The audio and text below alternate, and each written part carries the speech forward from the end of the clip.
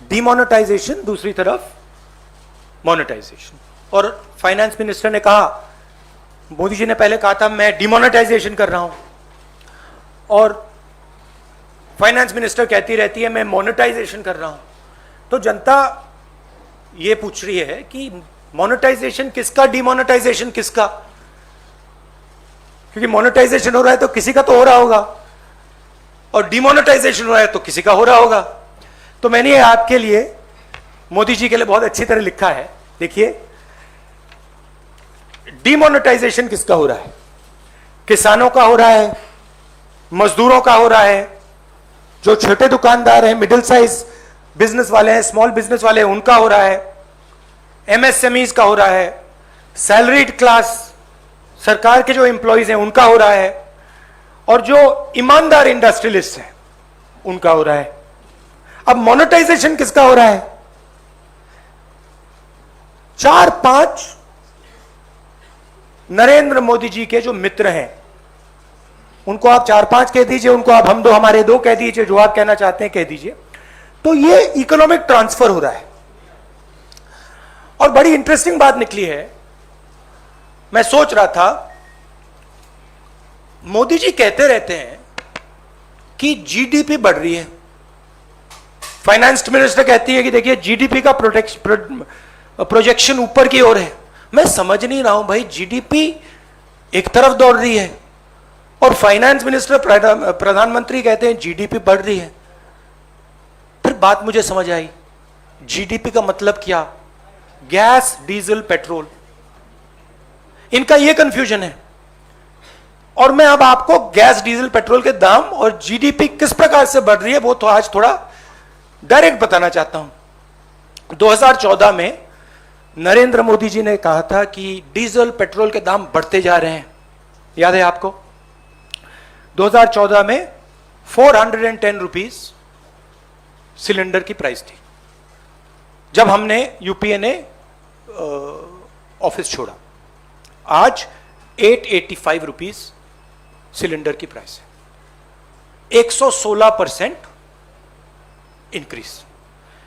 Petrol की price 71.5 rupees 2014 में, आज 101 रुपया, 42% price increase. 57 rupees diesel, 88 rupees आज, 55%, 55% इंक्रीज। अब मजेदार बात यह है कि कोई ये आर्ग्यूमेंट कर सकता है कि देखिए ये तो इंटरनेशनल रेट बढ़ा है, इंटरनेशनल मार्केट पे डीजल, पेट्रोल का दाम बढ़ा होगा, इसलिए हिंदुस्तान की जनता को चोट लग रही है, इसलिए ये पूरा मोनेटाइजेशन, डीमोनेटाइजेशन का तमाशा चल रहा है। मगर अजीब सी बात यह है कि जब यूपीए की सरकार थी 2014 में, तो 105 रुपीज कच्चे तेल का दाम था, आज 71 रुपीज है, 32% ज्यादा था हमारे टाइम। गैस इंटरनेशनल प्राइस देख लीजिए, हमारे टाइम 880, आज 653, 26% कम। तो इंटरनेशनल मार्केट पे gas price, diesel price, petrol price, oil price गिर रहे हैं, और हिंदुस्तान में बढ़ते जा रहे हैं। दूसरी तरफ हमारे जो एसेट्स हैं उनको बेचा जा रहा है। 23 लाख करोड़ रुपए, 23 लाख करोड़ रुपए सरकार ने जीडीपी से कमाया है।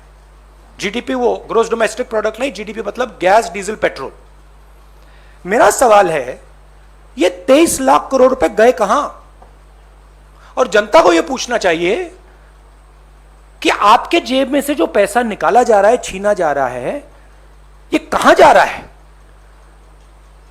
जो हिंदुस्तान के एसेट्स हैं, हमारी कंपनीज हैं, उनको बेचा जा रहा है, डिमोनेटाइजेशन किया जा रहा है, नोटबंदी की जा रही है, जीएसटी आपसे पैसा छीना जा रहा है, किसानों के 3 कानून बने हैं, वहां से आपका पैसा छीना जा रहा है।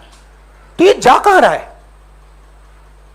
आपके पास तो नहीं आ रहा। गांधी जी ने जीडीपी के परिभाषा को अपभ्रंशित करके देश के सामने भ्रम फैलाने के लिए प्रस्तुत किया था।